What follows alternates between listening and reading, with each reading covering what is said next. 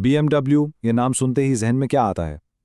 Luxury, speed, performance, यही सब कुछ है ना। लेकिन क्या हो अगर कोई ये कहे कि इस सब की शुरुआत एक ऐसी गाड़ी से हुई जो इन सब चीजों से बिल्कुल उलट थी।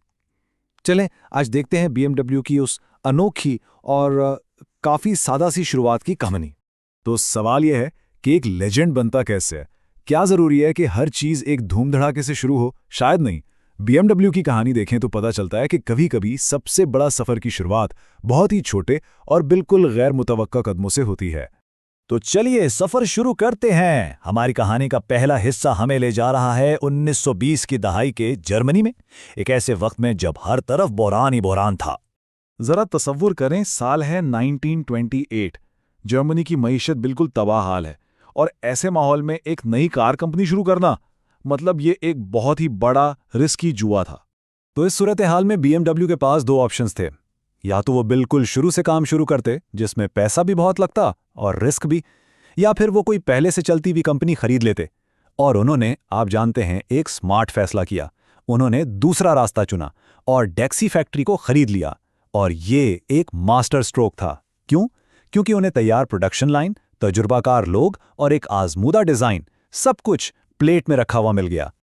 अच्छा, तो फैक्ट्री तो खरीद ली, लेकिन इस फैक्ट्री में बनने वाली गाड़ी कैसी थी? चलें अब इस पर नजर डालते हैं। एक इशारा देता हूं, यह गाड़ी बिल्कुल भी फैंसी नहीं थी। चलें इसके इंजन को देखते हैं। देखिए, आज की BMW से इसका दूर दूर तक कोई मुकाबला नहीं। साइड वाल्व डिजाइन था, कास्ट आयरन का ब्लॉक, मतलब इस जमाने की बिल्कुल बुनियादी सादा सी टेक्नोलॉजी थी।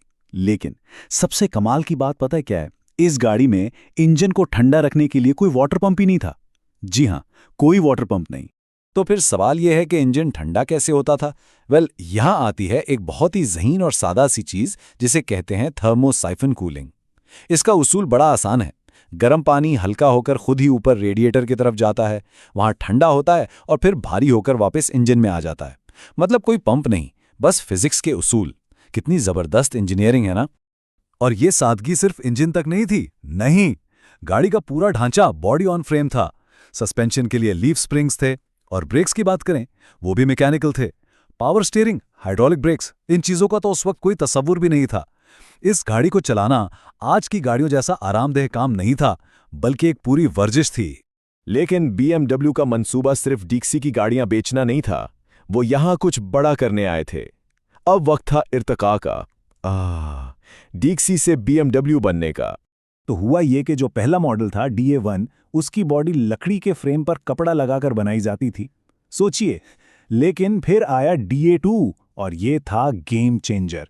इसकी बॉडी पूरी स्टील की थी। इसका मतलब क्या हुआ? ज्यादा मजबूती, बेहतर सेफ्टी और हाँ, बेहतर ब्रेक्स भी। तो ये सिर्फ एक छोटा मोटा अपग्रेड नहीं था, ये BMW की अपनी इंजीनियरिंग शनाख्त की तरफ पहला अहम कदम था। और बस यही वो टर्निंग पॉइंट था। DA2 के साथ BMW अब सिर्फ एक लाइसेंस पर गाड़ियां बनाने वाली कंपनी नहीं रही, अब वो एक ऐसी कंपनी बन चुकी थी जो अपनी इंजीनियरिंग की अकल इस्तेमाल करके एक बेहतर प्रोडक्ट बना रही थी अपने दम पर। यहां तक तो एक अच्छी बिजनेस स्टोरी थी, लेकिन अब आती है कहानी में असल ट्विस्ट। क्या यकीन करेंगे कि ये सादा सी छोटी सी गाड़ी रेस ट्रैक पर उतरी और इसने सबको हैरान कर दिया। कितनी पावर थी इसमें? सिर्फ 15 हॉर्स पावर। 15? आजकल तो एक आम मोटरसाइकिल में इससे कई ज्यादा पावर होती है। तो फिर आखिर ये गाड़ी रेस जीती कैसे? ये $1 मिलियन का सवाल है। जवाब था, हमेशा की तरह, शानदार इंजीनियरिंग।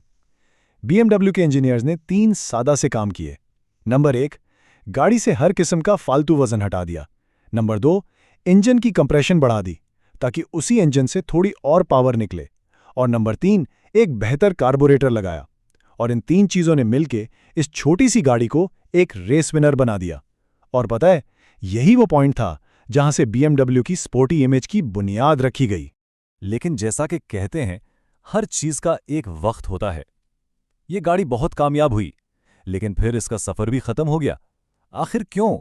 देखिए, 1932 तक आते आते दुनिया बदल रही थी। पहली वजह थी ग्रेट डिप्रेशन, जिसकी वजह से मार्केट सुस्त हो गई थी। दूसरी वजह, लोग अब थोड़ी ताकतवर गाड़ियां मांग रहे थे। लेकिन जो सबसे बड़ी वजह थी वो ये थी कि BMW अब खुद तैयार था। वो अब आगे बढ़ना चाहते थे। वो अब किसी और के डिजाइन पर काम करने के बजाय बिल्कुल अपनी A to Z गाड़ी बनाना चाहते थे। तो आप देखें, सिर्फ 4 साल 1928 से 1932 तक इस छोटे से अरसे में BMW ने खरीदी हुई फैक्ट्री से शुरुआत की और एक ऐसी बुनियाद रखी जिस पर आज इतनी बड़ी कंपनी खड़ी है। और फिर 1933 में BMW ने लॉन्च की अपनी अगली गाड़ी BMW 303 और ये वो गाड़ी थी जिसने सब कुछ बदल दिया।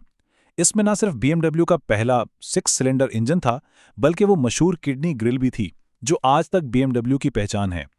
यहां से हम कह सकते हैं BMW की असली इंजीनियरिंग का आगाज हुआ। तो आखिर में वही सवाल, क्या हर बड़ी अजीम और शान चीज की शुरुआत एक छोटे सादा से कदम से ही होती है? BMW की ये कहानी तो हमें यही बताती है। इस पर सोचने वाली बात है ना?